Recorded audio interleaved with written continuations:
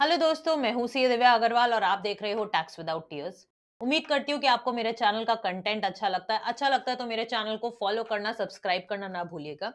साथ ही आप देख सकते हो स्क्रीन पे बाकी सभी सोशल मीडिया हैंडल्स के क्यूआर कोड आपको मिल जाएंगे। आप इनको स्कैन करके मुझे बाकी जगह भी फॉलो कर सकते हैं ताकि आपको रेगुलर अपडेट्स मिल जाए। अब दोस्तों कंसर्न क्या है, जीएसटीआर 9 भरने की ड्यू डेट आ गई है। 31 दिसंबर लास्ट डेट है for financial year 23-24 annual return and GSTR 9C also, that is the reconciliation statement. Earlier वो जीएसटी ऑडिट होता था। अब इसमें सबसे बड़ा चेंज जो हमने पहले भी अपनी वीडियो में डिस्कस किया है कि टेबल 8A की जो फिगर्स है ना, अब वो 2B से आएंगी ना कि 2A से। कई लोगों का कंसर्न था उस वीडियो में कि मैम इससे हमें फर्क क्या पड़ने वाला है, लेकिन कुछ लोगों ने जिन्होंने ऑलरेडी फाइल कर रखी थी या वर्किंग कर रखी थी तो उनको पता था क्या डिफरेंस आने वाला है, उन्होंने उसके रिस्पेक्ट में क्वेश्चन रेज किया। आज भी बहुत सारे डाउट्स हैं बट उन डाउट्स में से काफी ज्यादा अब आंसर हो जाएंगे इस एडवाइजरी के थ्रू जो मैं आज आपके साथ डिस्कस करने वाला हूं। दोस्तों ये एडवाइजरी कल इवनिंग में आई। इसमें क्या कहा गया कि जो आपका डिफरेंस आ रहा है 8A में और 8C में for annual return for financial year 23-24, हम उसके काफी सारे सिचुएशंस जो है, जो 5 सिचुएशन इन्होंने डिस्कस करी है, वो हम डिस्कस करने वाले हैं। अब सबसे पहली चीज आपको इसमें क्या करनी है कि अगर, और नॉर्मली आपके सभी के केसेस ऐसे होंगे ही होंगे, तो आपको ये एडवाइजरी सेव करनी है। इसका सेव करने का ऑब्जेक्टिव क्या है कि कभी भी डिपार्टमेंट नोटिस निकालता है तो आपके पास एक वैलिड डॉक्यूमेंट होगा जिससे आप जस्टिफाई कर सकते हो जो भी ट्रीटमेंट आपने अपनी 9 में किया है या जहां पे भी आपने फिगर्स रिफ्लेक्ट करी है बेसिस दिस डॉक्यूमेंट, तो आपको ये डॉक्यूमेंट सेव करके रखना है। दूसरी चीज, ये डॉक्यूमेंट का लिंक मैं आपको description box plus comment box में भी पिन कर दूंगी ताकि आपको इजीली मिल भी जाए। तीसरी चीज, मैम डिफरेंस क्या आ रहा है 2A और 2B से? तो पहली चीज दोस्तों, 2A जो है एक डायनामिक स्टेटमेंट है, 2B क्या है, एक स्टैटिक स्टेटमेंट है। अगर मैं बात करूं इस मंथ की, तो इस मंथ में अगर मेरे किसी वेंडर ने पुराना इनवॉइस मेरा अपलोड किया होगा तो वो मेरी 2B में तो जरूर दिखेगा, लेकिन 2A के केस में वो उसी रेस्पेक्टिव मंथ में रिफ्लेक्ट करेगा। इससे पहले क्या था, डिफरेंसेस कम थे, लेकिन अब डिफरेंसेस ज्यादा आ गए। क्यों आए, अब एक बार इसमें देखते हैं। देखिए इन्होंने क्या कहा, as per notification number 12/2024 central taxes की जो आपकी 10 जुलाई को आई थी, उसने क्या कहा कि फ्रॉम फाइनेंशियल ईयर 23-24 ऑनवर्ड्स अब जितना भी आपको क्रेडिट दिखेगा इन टेबल 8A, वो कहां से आने वाला है, वो आपका जीएसटीआर 2B से आने वाला है। क्यों? क्योंकि अब हमने प्रैक्टिस क्या अडॉप्ट कर रखी है, 3B में भी जब हम क्रेडिट ले रहे हैं तो अब हम 2B से ले रहे हैं ना कि 2A से। ठीक है, अब further in table 8C of GSTR 9, total value of ITC on inward supplies received during the financial year but availed in next financial year needs to be filed in manually। अब 8C में क्या होता था दोस्तों, थोड़ा सा और brief दूंगी, फिर उसके बाद हम जो 5 केसेस सिनेरियोज इसमें डिस्कस किया हम उस पे जाने वाले हैं। देखिए 8A में फिगर आएगी कि जो टोटल आपका 2A जो पहले 2A से फिल हो रहा था लेकिन अब 2B में से आएगा, तो उसकी फिगर्स आपकी 8A में आएंगी। 8C क्या कहता था, अगर हम फाइनेंशियल ईयर 23-24 के बारे में बात करें कि कोई भी परचेज जिसका आपने आईटीसी क्लेम नहीं किया इन फाइनेंशियल ईयर 23-24, तो आप उसको स्पेसिफाइड पीरियड जो कि क्या है 30 नवंबर 2024, इस तक अगर आपने उसकी किसी भी 3B में आपने ले लिया है आईटीसी, तो आपको वो 8C में दिखाना होता था। साथ में उसका कॉरेस्पॉन्डिंग ट्रीटमेंट टेबल 13 में भी जाता था। क्यों? क्योंकि वो ऐसी ट्रांजैक्शंस थी जो आपने फाइनेंशियल 23-24 का इंपैक्ट आपने up to specified period in financial 24-25 ले लिया है। तो दैट मींस 8C के साथ टेबल 13 तो जरूर आने वाला है। और टेबल 8A में जो आईटीसी ऑटो पॉपुलेट होता था पहले 2A से हो रहा था डायनामिक स्टेटमेंट, लेकिन अब एक स्टैटिक स्टेटमेंट 2B से हो रहा है। ये पहला चेंज आपको समझ में आएगा। अब इससे मिसमैचेस किस तरह से आ रहे थे वो समझते हैं।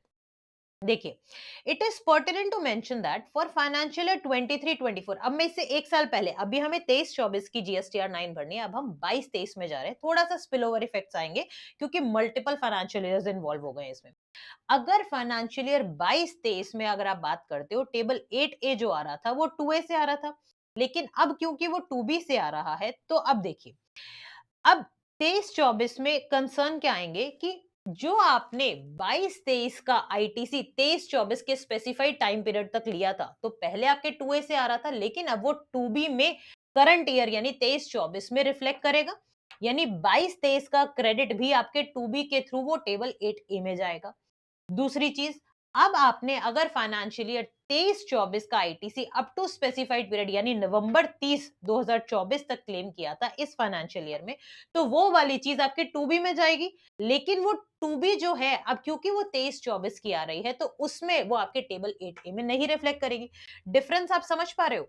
क्योंकि जो स्पेसिफाइड टाइम पीरियड में जो हमें 30 नवंबर तक का एक्स्ट्रा जो आपको टाइम फ्रेम दिया है, आप मिस्ड आईटीसी जो आप क्लेम कर सकते हो, अब वो टू बी के थ्रू फाइनेंशियल ईयर 22-23 वाला तो आपके 8A में आ जाएगा, लेकिन जो आपका 23-24 का आपने अगर इस साल में यानी 24-25 में लिया है, तो वो आपके टू बी में रिफ्लेक्ट नहीं करेगा, जिस कारण आपके पास डिफरेंस आ सकता है।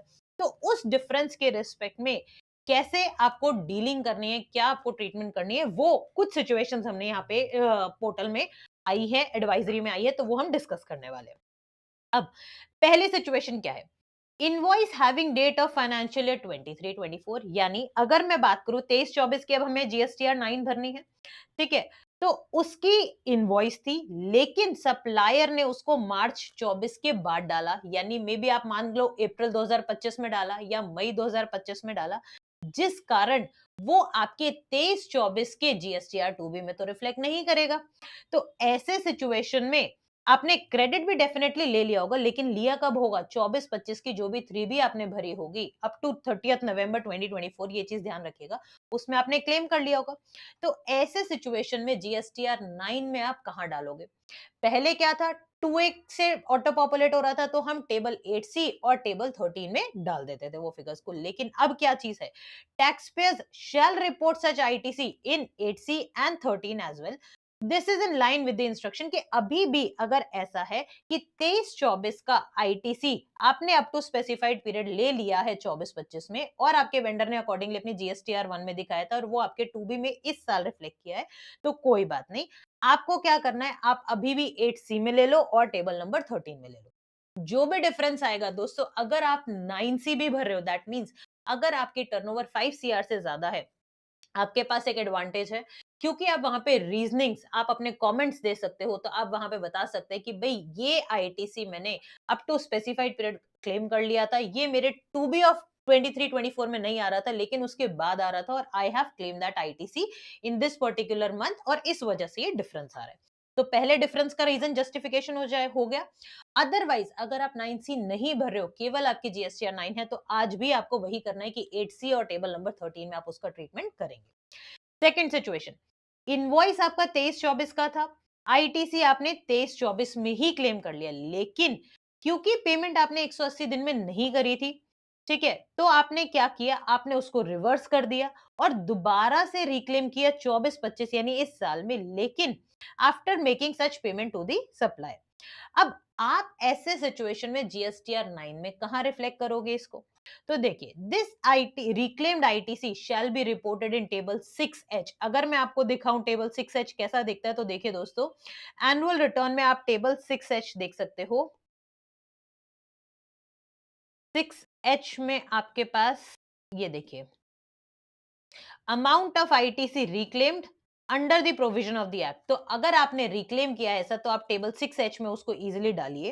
Hence not in table 8C and table 13, यानी 8C और 13 में नहीं डालना है आपको, उसको आपको 6H में डालना है। This is in line with the instruction to table number 13 given in the notified GSTR 9। Similar reporting is applicable for the ITC reclaimed as per 37A। Meaning क्या है कि अगर सपोज कीजिए सप्लायर को मैंने 180 दिन में पेमेंट नहीं करी, तो मैंने पहले तो आईटीसी तो क्लेम कर लिया था, बट क्योंकि अब 180 दिन में पेमेंट नहीं करी है, तो वापस से उस आईटीसी को रिवर्स कर दिया। अब मैंने फिर पेमेंट करके उसको आईटीसी को क्लेम कर लिया। अब जब मैंने क्लेम कर लिया है और इसमें 2 साल इन्वॉल्व हो गए, 23-24 भी हो गए और 24-25 भी हो गया। क्यों? क्योंकि पेमेंट मैंने करी 24-25 में। तो ऐसे सिचुएशन में आईटीसी आपको टेबल 8C और 13 में नहीं लेके जाना, आपको लेके कहां जाना है, केवल और केवल टेबल 6H में डालना है, जहां पे वो रिक्लेम की डिटेल आपसे मांगता है। ठीक है, फिर उसके बाद आ जाइए third situation. Invoice belongs to financial year 23-24, यानी इनवॉइस आपका 23-24 का है, तभी सारी कहानी चल रही है। क्यों? क्योंकि हमें एनुअल रिटर्न किसकी भरनी है, 23-24 की। But goods are not received in 23-24, तो क्या होगा, therefore ITC is claimed in table 4A5 of 3B। यानी एनी अदर आईटीसी का जो कॉलम आता है उसमें क्लेम किया, and reverse in table 4B2, reversal में हमने रिवर्स भी कर दिया उसका, ठीक है, as per the guidelines given in circular number 170। अब इसको हमने रिक्लेम किया 24-25 में अप टू 30 नवंबर 2024। अब ऐसी ट्रांजैक्शन को आप कैसे रिपोर्ट करोगे? तो इस तरह के ट्रांजैक्शन आप सिंपल सोबर ये समझिए कि वो ट्रांजैक्शन जिसका आईटीसी आपको लेना था 23-24 में, बट आपने ले लिया next financial year up to 30 नवंबर 2024, तो कोई दिक्कत नहीं, आप 8C प्लस टेबल नंबर 13 इन दोनों में आप इसका ट्रीटमेंट दिखाएंगे। Moving further, fourth situation, invoice belongs to 22-23। अब ये 22-23 का है इनवॉइस, पर वो आ रहा है किसमें, 8A of table number GSTR 8A table में ऑफ जीएसटीआर 9, जो भी आप करंट 23-24 के भर रहे हो।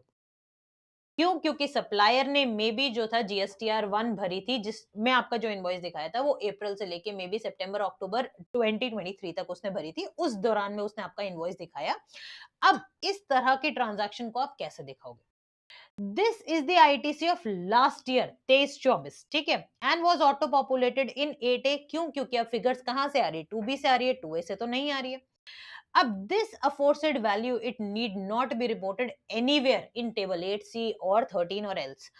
और ये क्यों नहीं करोगे आप? क्योंकि देखिए दोस्तों, अगर ये फिगर्स आ रही हो और आपके टेबल 8 में डिफरेंस आ रहा है उस वजह से, तो this difference can very easily be justified from the GSTR 9 जो आपने फाइनेंशियल ईयर 22-23 की भरी होगी। क्यों? क्योंकि 22-23 में जो ऐसा आईटीसी आपने 23-24 में क्लेम कर लिया था, वो आपने टेबल 8C और 13 में तो डाला ही होगा। अब वहां पे डाला होगा, साथ में आपने, अगर आपकी 9C होगी तो आपने कमेंट सेक्शन में भी वहां पे कमेंट किया होगा कि अनरिकंसाइल्ड डिफरेंस जो है वो इस वजह से आ रहा है। तो अब वही सिचुएशन जो है यहाँ पे आ गई। अब आपको 23-24 में आपको ना तो वो 8C में दिखाना है, ना वो टेबल 13 में दिखाना है, यानी फाइनेंशियल ईयर 22-23 का कोई भी इंपैक्ट आपको 23-24 में इस तरह से नहीं दिखाना है, जो आपके वेंडर ने लेट फाइल करके आपके इनवॉइस को डाला था उसका इंपैक्ट। जस्टिफाई कैसे कर सकते हो? कल को नोटिस आता है तो भाई आपकी पुरानी जीएसटीआर 9 में आपने 8C एंड 13 में डाली होंगी फिगर्स, तो वो इजीली यहाँ पे जस्टिफाई हो जाएगी। साथ में आप चाहो तो एक कमेंट अपना जीएसटीआर 9C में, अगर आप पे 9C एप्लीकेबल है, आपका टर्नओवर 5 CR से ज्यादा है, तो वहां पे आप डेफिनेटली एक कमेंट कर सकते हो कि भाई 8A की फिगर्स क्योंकि 2B से ऑटो पॉपुलेट हो रही है, तो मेरा फाइनेंशियल ईयर 22-23 का भी आईटीसी रिफ्लेक्ट कर रहा है। क्यों? क्योंकि वो सप्लायर ने डिले फाइलिंग करी थी अपनी जीएसटीआर 1 की। उस कारण ये आईटीसी मेरा आ रहा है, जो ऑलरेडी मैं अपने 22-23 में क्लेम कर चुका हूं और मैंने उसकी जीएसटीआर 9 में इस तरह से उसको रिफ्लेक्ट कराया है। तो इस तरह से आप पूरी जस्टिफिकेशन आप उसकी दे सकते हो। Moving further, where to report the reclaim of ITC for an invoice which belongs to financial year 23-24। अब अगर आपने रिक्लेम किया है आईटीसी कोई भी, और वो किससे बिलोंग कर रहा है, 23-24 से, and which is claimed, reversed and reclaimed in the same year, सब कुछ आपने पहले क्लेम किया, फिर उसको रिवर्स किया, फिर दोबारा से रिक्लेम किया, लेकिन ये तीनों ही चीजें कब हो गई, पूरी 23-24 के अंदर ही हो गई ये सारी कहानी, तो आपको कैसे डील करना है इसको 9 में? सिंपल, क्योंकि सब कुछ उसी साल के अंदर हो गया, तो आपको एक ही जगह इम्पैक्ट दिखाना है। या तो आप उसको टेबल 6H में दिखा दो जो सिंपल रिक्लेम वगैरह से डील करता है, या फिर आप चाहो तो केवल आप टेबल 6B में दिखा दो। इधर 6B और 6H दोनों में नहीं दिखाना, केवल एक जगह दिखाना है। और ऐसा जो रिवर्सल आपने किया है, इसको आपको टेबल 7 में भी दिखाने की जरूरत नहीं है, क्योंकि अल्टीमेटली आपने रिवर्सल भी किया, फिर आपने रिक्लेम भी कर लिया। तो नेट इम्पैक्ट जो है वो आपका क्लेम का हो गया, और वो आप या तो 6B में दिखा सकते हो या आप 6H में दिखा सकते हो। तो दोस्तों, ऑल इन ऑल बात क्या आती है, क्योंकि अब 8B से 8A में जो है 2B से फिगर्स आ रही हैं, तो डिफरेंस आना जायज है। अब उस डिफरेंस को, कुछ डिफरेंस ऐसे होंगे जो फाइनेंशियल ईयर 22-23 की वजह से आ रहे होंगे, तो उसको आप जस्टिफाई कर दो अपने 9C में कमेंट देके। कुछ ऐसे डिफरेंस होंगे जो आपके करंट यानी 24-25 जो साल चल रहा है उसमें आपने आईटीसी क्लेम किया होगा, तो कहीं तो आपको 8C प्लस टेबल 13 में इंपैक्ट लेना है, कहीं पे जैसे मैंने अभी आपके साथ डिस्कस किया, कुछ उनमें स्पेसिफिक जो टेबल्स हैं उनमें आपको इंपैक्ट लेना है। आई एम श्योर अभी भी काफी सारी आपको कुछ कंफ्यूजन्स भी होंगी, कुछ ट्रीटमेंट्स के भी इशू होंगे। तो दोस्तों, सिंपल एक फंडा आप देखिए, जब आपका 3B1 और बुक्स है, आपने रिकंसिलिएशंस अगर बना रखी है, तो उसमें आपको अकॉर्डिंगली जो भी डिफरेंसेस आ रहे हैं, पहली चीज तो आई एम श्योर आपने सभी का जो आईटीसी लेना होगा वो आपने क्लेम कर लिया होगा एटलीस्ट टिल 30 नवंबर 2024 में तो आपने ले ही लिया होगा, या फिर अगर आपकी कोई लायबिलिटी पे करनी बनती होगी तो वो आपने पे कर दी होगी थ्रू योर जीएसटीआर 3 भी, और नहीं किया होगा तो आपने डीआरसी 03 के थ्रू भी कर दिया होगा। अब जितने भी डिफरेंसेस आ रहे हैं दोस्तों, उसको आप चाहो तो उन डिफरेंस के कमेंट्स 9C में आप डाल सकते हो, और एल्स अपने पास भी आप शीट बना के रख सकते हो कि कभी भी आपके पास नोटिस आए तो आपके पास जस्टिफिकेशंस हैंडी रहे। And one more last comment कि देखिए 9 का कहीं ना कहीं कुछ एज सच पर्पस मुझे समझ नहीं आया आज तक, क्योंकि जब हमारे पास 1 है 3 भी है, हम उसको मैच करते रहते हैं। आईटीसी अब हम 2B के बेसिस पे ले रहे हैं, पोर्टल पे already ITC comparison sheet available है, तो अननेसेसरी थोड़ा सा कॉम्प्लिकेट तो कर रहा है जीएसटीआर 9, नो डाउट, बट क्योंकि अब ये कंप्लायंस है, ये जरूरी है, तो फाइल भी करना है। बट आप ये ध्यान रखिए कि जो डेटा आपके 3B1 में गया हुआ है अकॉर्डिंगली ही आप उसको 9 को फाइल करें, ताकि कम से कम आपके डिफरेंसेस 9 में दिखे और चांसेस भी आपके नोटिस के कम हो जाए। उम्मीद करती हूँ कि आपको ये वीडियो प्लस जो ये सिचुएशंस जो आपके टेबल 8A की वजह से डिफरेंसेस आ रहे थे वो अब आपको क्लियर होंगे। स्टिल आपको कोई भी डाउट है, feel free to comment in the comment box, I will definitely answer. जितने भी रेलेवेंट क्वेश्चंस होंगे, अगर रिक्वायर्ड होगा तो उस पे हम वीडियो भी बनाएंगे। Thank you so much and have a nice day.